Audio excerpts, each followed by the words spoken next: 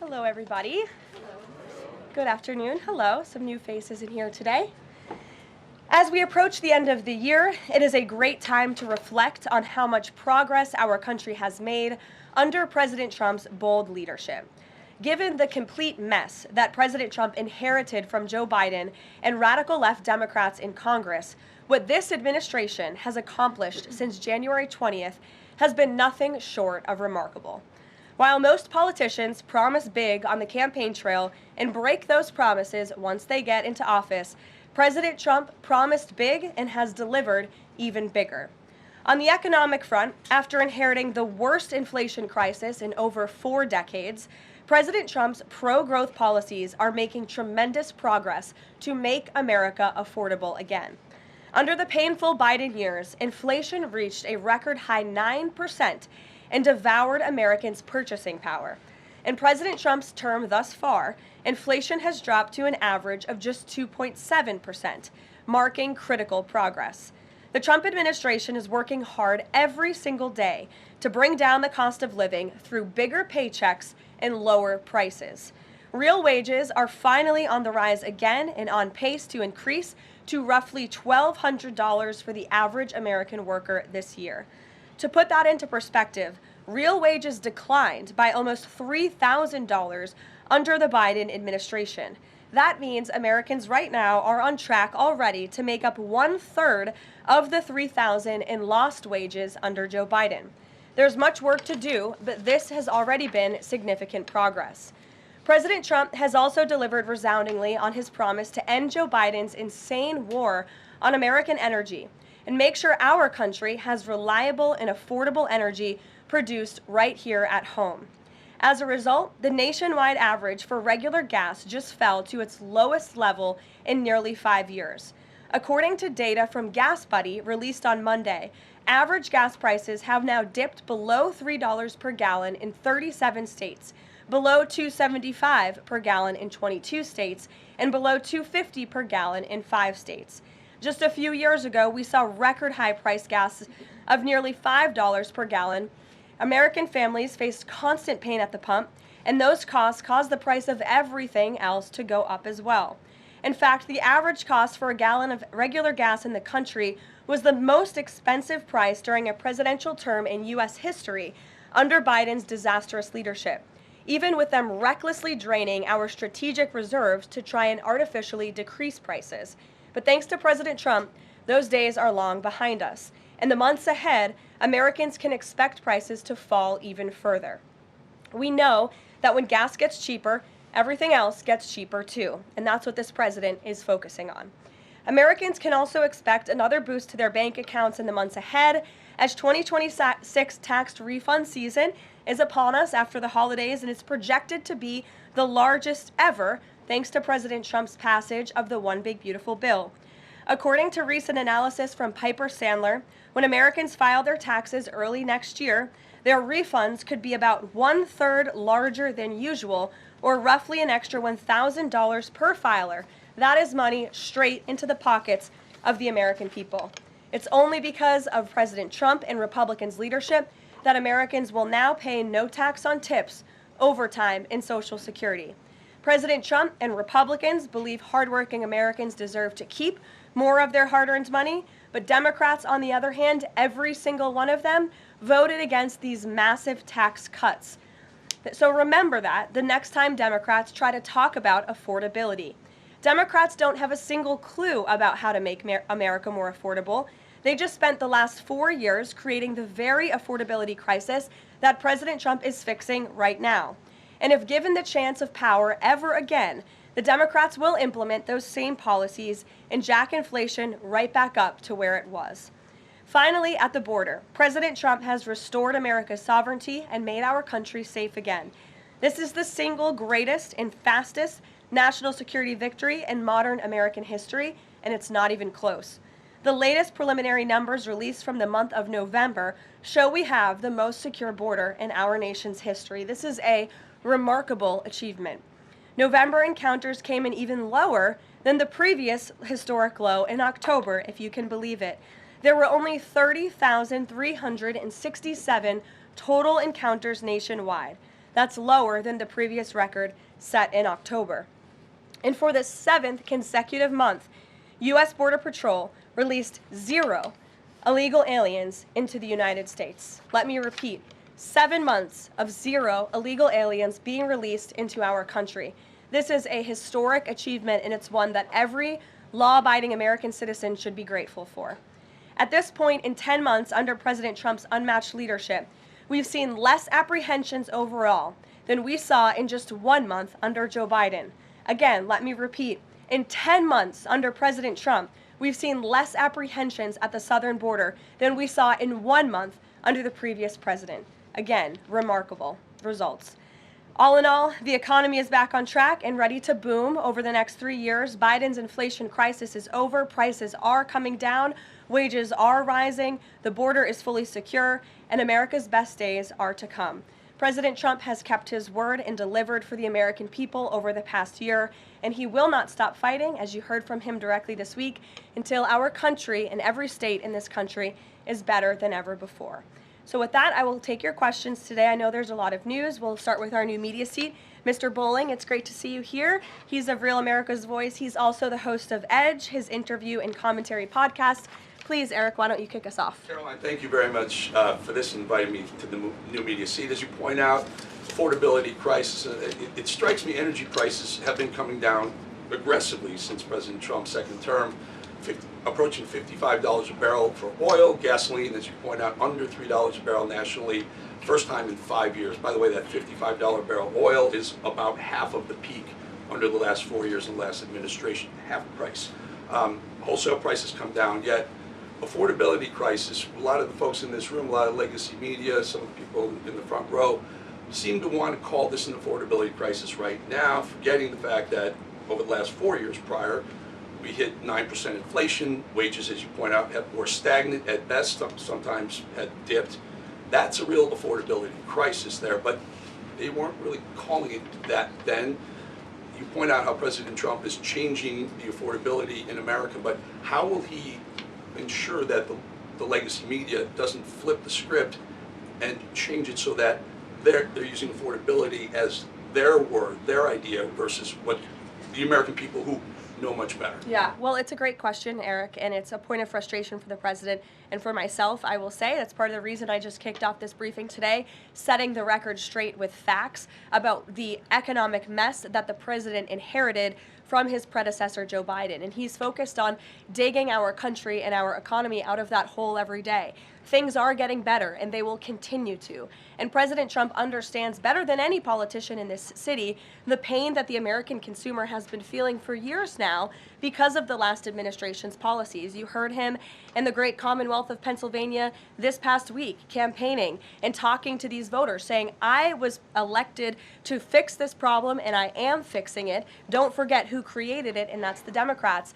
And I think when you hear the president talk about affordability, he's saying the Democrats are the greatest con artists in history because they are now trying to claim ownership of an issue that they created. And every data point and every economic metric does in fact show that the economy is improving. And so I do wish more people would report on those facts. I do wish that more people would remind the American public how we got here and why. It does not mean this president is discarding the feelings of the American people. He gets it better than anyone, which is why his entire administration has been focused on the issue of the economy and energy prices since day one. If I may Sure. follow up, it's reported that around 10,000 commercial driver's license operators have been pulled by your transportation secretary department. Will the president apply that same metric? For the reason was the operators weren't speaking or reading English to a level that was safely, people thought they would safely be able to operate trucks on our roadways. It's estimated in California around 40% of Uber drivers, Uber and Lyft drivers, don't speak English proficiently, and the number's 45% in Minnesota. Will this same rule or metric apply to the gig economy like Uber and Lyft? So I don't have any announcements on further regulations, if you will, from the Department of Transportation with respect to this issue. However, I will just reiterate the Trump administration's position is that truck drivers, particularly those driving big rigs on our nation's road and highways, who have a great responsibility to keep the American public and their fellow citizens safe, should be speaking English and should have an ability to read English proficiently. I think that's a very common sense policy to have. And we've unfortunately seen, and the Department of Transportation has uncovered and is actively working to fix these state-sponsored commercial trucking driver licenses, which were going to people who are not qualified to be driving these massive trucks on American roads, and they're endangering the lives of our fellow citizens. We've unfortunately seen many vehicle accidents across the country where people have lost their lives because of drivers that were just simply unqualified to be driving these trucks. So I know this is something DOT and Secretary Duffy take very seriously. Peter. Thank you, Caroline.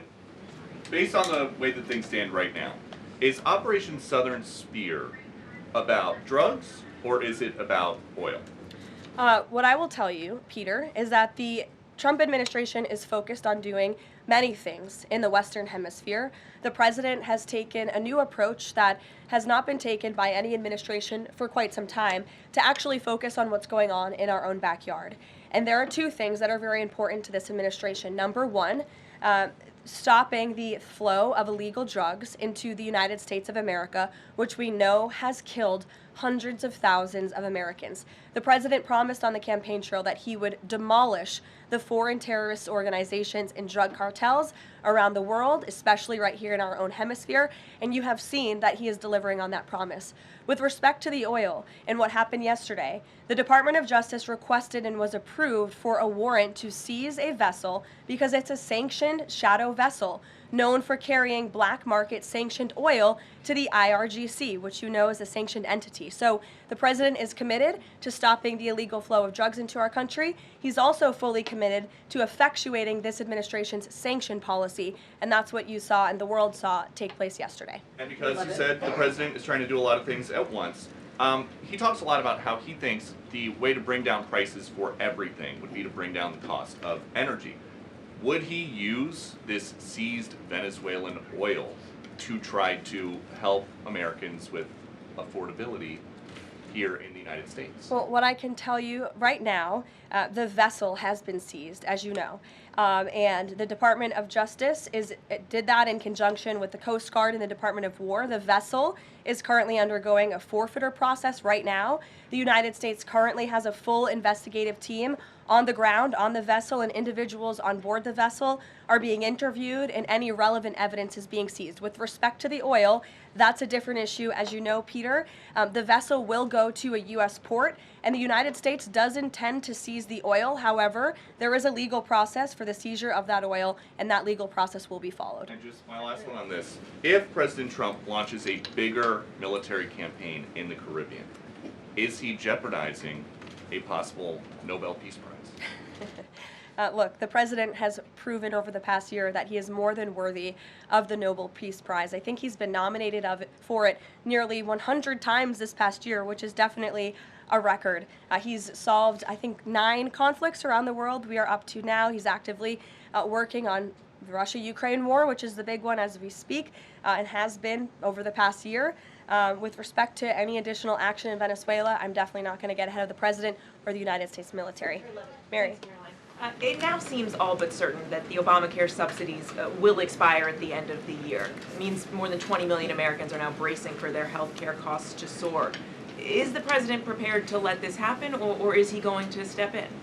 The president is prepared to take action on health care, and he wants Republicans on the Hill to do the same. As you have seen, Senate Republicans put forth their own legislation earlier this week. As for the subsidies that are set to expire, I would like to remind you and everybody at home why this is on the brink of happening. Democrats wrote Obamacare.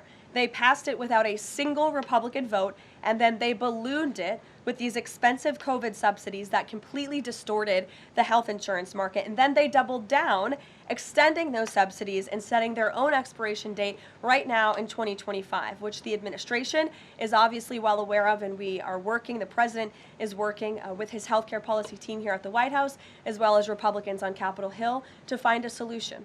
You said he's working to find a solution. He wants to see a solution to lower health care costs. He does. But these subsidies are expiring at the end of the year. So what is the plan, and what is he going to do to put this in place in the next 2-3 weeks? You'll hear more from the president and from the White House on that very soon. As for wanting a solution to lower healthcare costs, I'm glad you said it, because the president is doing just that. He has made unprecedented progress towards lowering healthcare costs in this country and drug prices. He's secured numerous most favored nation drug price deals, with many more to come. As you know, the One Big Beautiful Bill, the working family tax cut, significantly expanded access to health savings accounts for those on Obamacare. Again, a Democrat written program and approved program, which has led to higher healthcare costs in this country. So it goes back to the issue of affordability. Democrats are now pretending they want a solution to this issue, but they created the problem. The president and Republicans are currently coming up with creative solutions and ideas to lower healthcare costs for the American people, and you'll continue to hear more from them on that. Before these subsidies expire? I just said you're going to continue to hear more from the president and Republicans on this issue, I'm sure. Sure, Bloomberg, go ahead. Thanks, Caroline. The president said he was going to be holding a call with the leaders of Thailand and Cambodia. Have those calls taken place? Is there a readout you can share? The president has not yet engaged in those calls, and when he does, I'm sure you'll hear from him directly, as you always do, after foreign leader calls or from somebody here at the White House. I do know, with respect to the conflict in the peace deal in Thailand and Cambodia and some of the conflicts you've seen arise, reports of that in the press over the past couple of days. The president addressed it in Pennsylvania. The administration is obviously tracking this at the highest levels and is very much engaged. I spoke with Secretary Rubio about it this morning. And will senior U.S. officials be meeting Saturday with European and Ukrainian officials to discuss the peace plan? Look, the United States and the Trump administration continues to be very much engaged in trying to bring the Russia-Ukraine war to an end. The president had a call with Europeans yesterday. His special envoy Witkoff and his team continue to talk with both sides literally as we speak. If there is a real chance of signing a peace agreement, if we feel like those meetings are worthy of someone on the United States' time this weekend, then we will send a representative. It's still up in the air whether we believe real peace can be accomplished and we can truly move the ball forward. The president is extremely frustrated with both sides of this war, and he's sick of meetings just for the sake of meeting. He doesn't want any more talk. He wants action. He wants this war to come to an end. And the administration has spent more than 30 hours, just in the past couple of weeks, meeting with the Russians and the Ukrainians and the Europeans and speaking with them as well. So we'll see about the meetings this weekend, and stay tuned. President read President Zelensky's latest proposal that was sent over yesterday. He's aware of it, yes. Ed.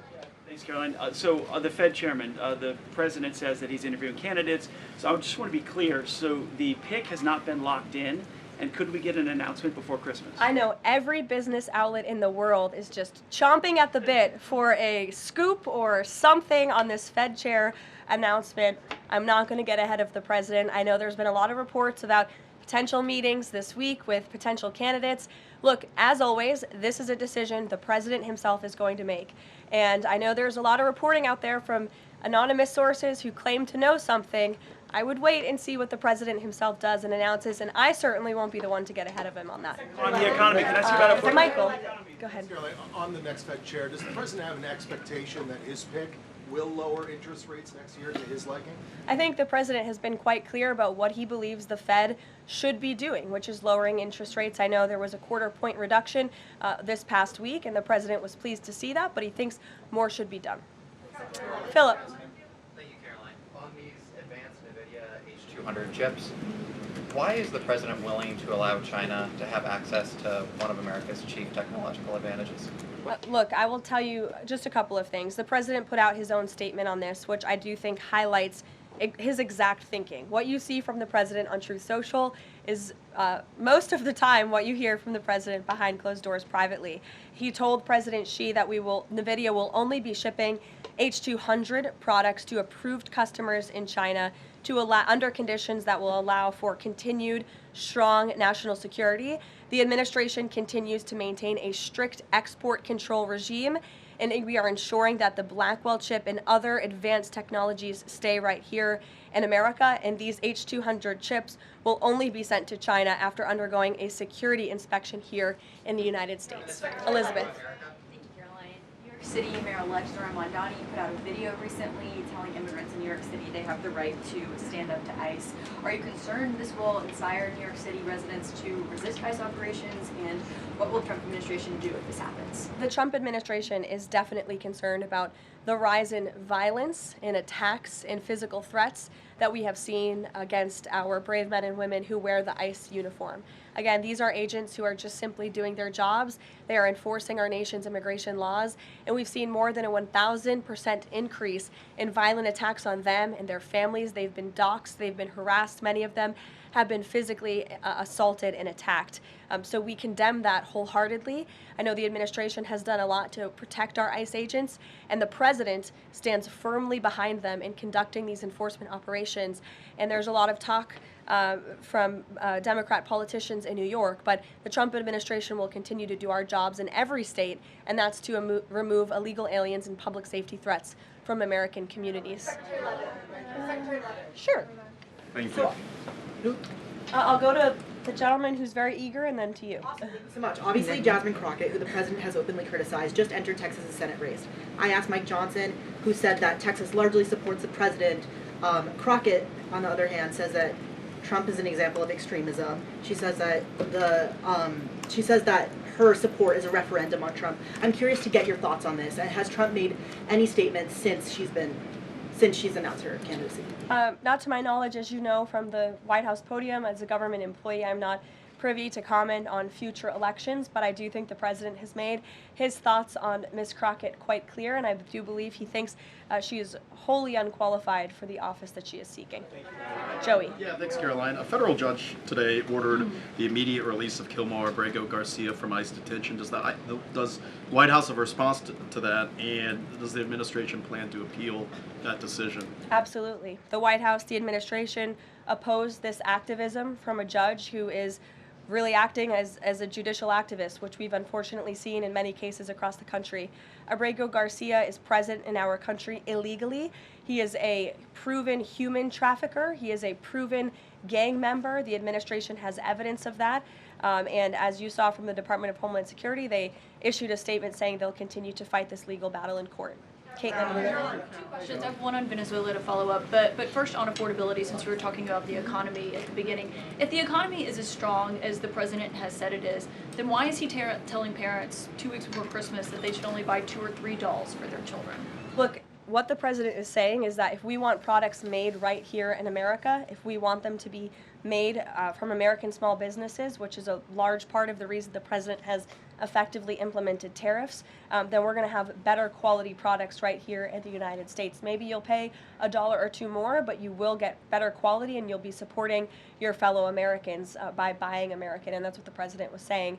Again, with respect to affordability, every economic metric, Caitlin, and I wish you would report more on it, does in fact show that the economy is getting better and brighter than where it was under the previous administration. I will repeat, inflation as measured by the overall CPI has slowed to an average 2.5% pace. Real wages are increasing, roughly $1,200 for the average worker. Gas prices are down in almost every single state across the country. Again, in 22 states, it's below $2.75. You look at the tax cuts, those are going to go into effect next year. So the best is yet to come.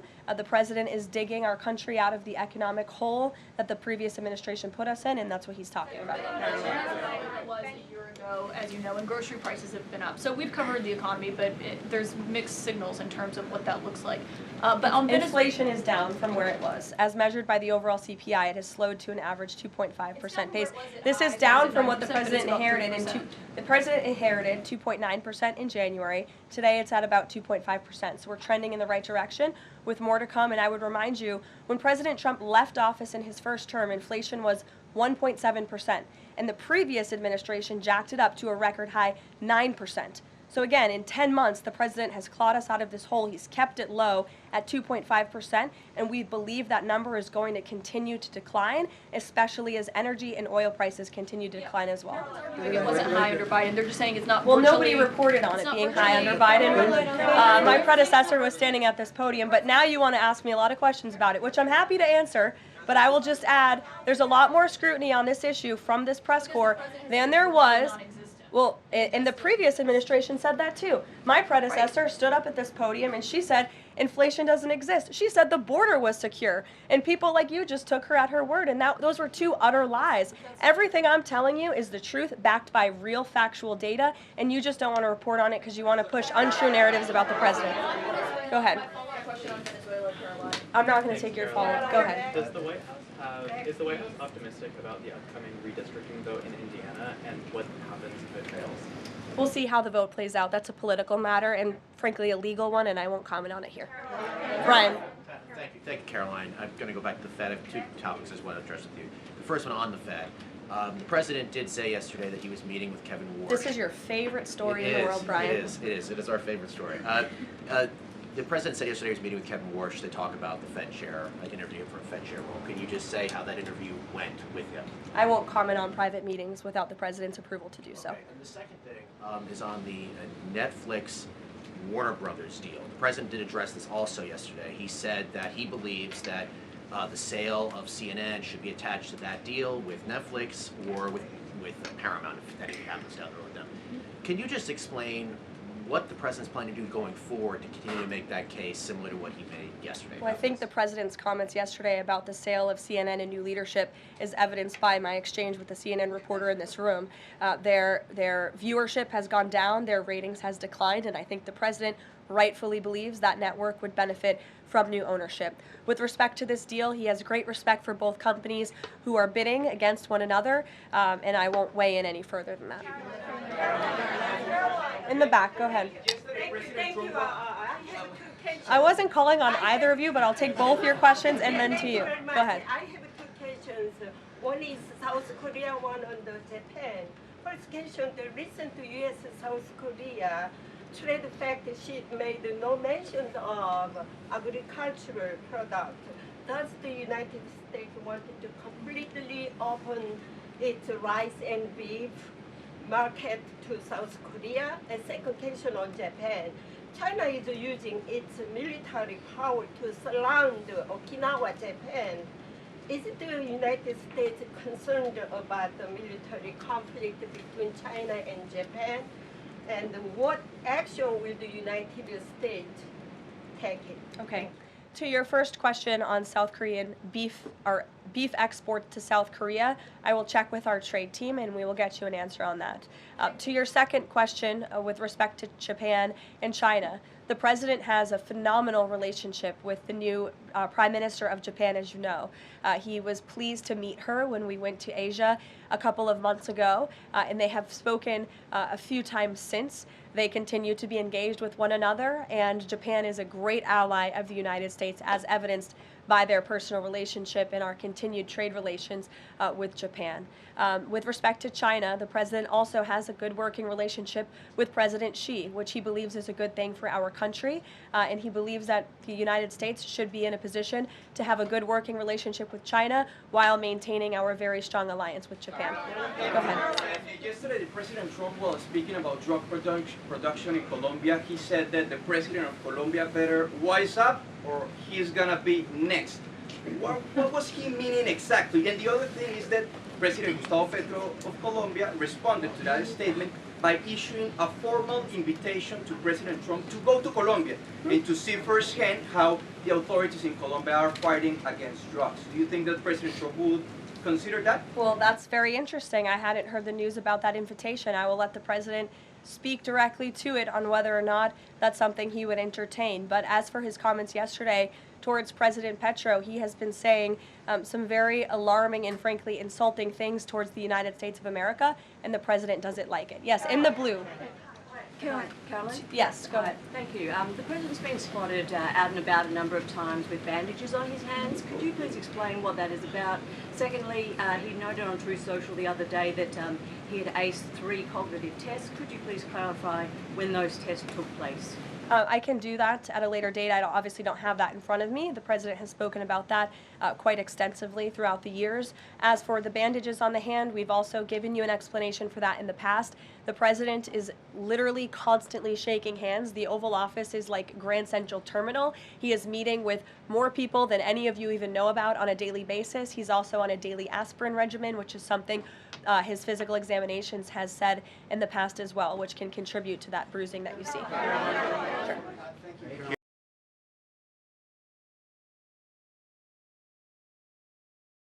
To say the administration is taking a more active look at the oil industry in Venezuela, whether targeting other oil ships or perhaps Venezuelan oil production facilities in Venezuela. Well, I won't broadcast any future actions from the administration, but I will just reiterate that the Trump administration is executing on the president's sanction policies and the sanction policies of the United States. And we're not going to stand by and watch sanctioned vessels sail the seas with black market oil, the proceeds of which will fuel narco-terrorism of rogue and illegitimate regimes around the world. Andrew? Thank you, Caroline. Two for you. First, when the president announced the farm relief program the other day, Secretary Rollins afterwards, right out there, told us that the program would be paid for by the Commodity Credit Corporation, an existing program. The president keeps saying that it's being paid for by tariff revenue. Why does he keep saying that if the secretary who's running the program says that's not the case? And also about his doll comments from the other night. The president's a billionaire.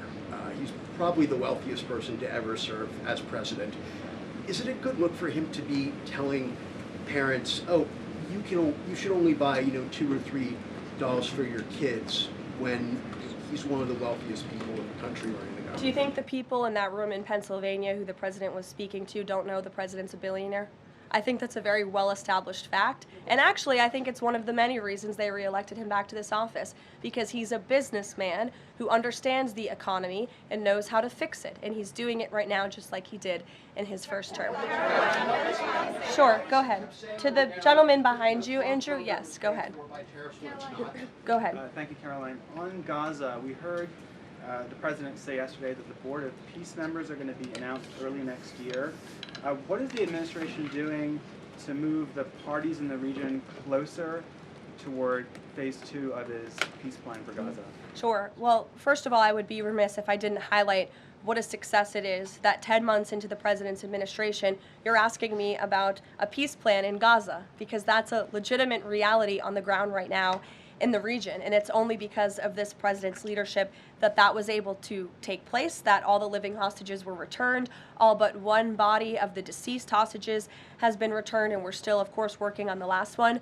As for this next phase of the peace process, there is a lot of quiet planning that's going on behind the scenes right now for phase 2 of the peace deal. And when the United States is ready to make those announcements public on the Board of Peace, the ISF, and the Palestinian technocratic government, we will be making those announcements at the appropriate time. But the reason that the negotiators and the teams on the ground have been rather quiet about this is because I spoke with them this morning. They are trying to be deliberate and thoughtful about this. Peace in Gaza, in the Palestinian Strip, is something, the Gaza Strip rather, is something that people have been trying to accomplish for 70 years. So, this is a complex problem, and this administration wants to be very thoughtful about it, and we want to ensure an enduring and lasting peace. And when those announcements are ready, they will be made. Sure. Thank you. There have been reports that Vladimir Putin called Maduro today to reaffirm his support. I wanted to ask if it is concerning to the president that Putin has given such a warm embrace to Maduro. I don't think that would be concerning to the president at all, no. I'll let him speak on it further. Spoken to Putin about that? He has not spoken to President Putin today, and I understand that call took place this morning, so the answer is no. Yes. Thanks. I have a question about the ACA, but just first very quickly clarifying Caitlin's question. You acknowledged that CPI in January when you took office was 3%, and in September, the last month for which we have data, it was also 3%, so inflation. No, it's 2.5%. Not in September, it was 3%. It's 2.5%, the average CPI right now. I have it in front of me. In President Trump's first 8 months in office, inflation as measured by the overall consumer price index has slowed to a 2.5 average pace. This is down from the 2.9% inherited in January. January is 1 month. Kelly, in the back. Okay, can I ask you about the ACA really quickly? There are a number of plans that are floating around on the Hill right now having to do with these premium subsidies that are about to expire. Which plan does the White House support? Again, I have told you now a few times that the president and the Republicans will continue to unveil creative ideas and solutions to the healthcare crisis that was created by Democrats. And I know Chuck Schumer is putting up a vote today. This is a political show vote. Chuck Schumer is not sincerely interested in lowering healthcare costs for the American people. He's putting this vote on the floor knowing that it will fail so he can have another talking point that he can throw around without any real plan or action. If Chuck Schumer actually wanted to lower healthcare costs, I'm sure the president would welcome him and his entire Democrat caucus to a legitimate coordination on the president's policies of bringing down drug prices, these most favored nation deals. Why hasn't Chuck Schumer ever come out in support of those? Those are going to legitimately, they already are, lower drug prices for the American people, and not a word from Chuck Schumer on it. So I think that just proves this is completely political. Kelly, go ahead. On Venezuela, does the president consider the seizure of the oil tanker an escalation or a step towards war with Venezuela? I think the president considers the seizure of the oil tanker as effectuating the administration's sanction policies, which I've already discussed previously. Potential invasion or potential land strikes in Venezuela aligned with the president's supporters, the MAGA base, does it risk the potential for a prolonged war and U.S. troops involved in that? Prolonged war is definitely not something this president is interested in. He's been very clear about that. He wants peace. He also wants to see the end of illegal drugs being trafficked into the United States and taking the lives of hundreds of thousands of Americans across our country. And he's thinking about that every day here at the White House. With every drug boat that is taken out by this administration, we are saving thousands of lives by deterring those drugs and stopping those drugs from flowing into our country. You will all, excuse me, you'll all hear, excuse me, you will all see the president tonight. He'll be making remarks at the Congressional Christmas Ball, which will be taking place here at the White House. And later this afternoon, he will be signing some congressional bills and executive orders that we, as always, will keep you apprised of. Thanks, guys.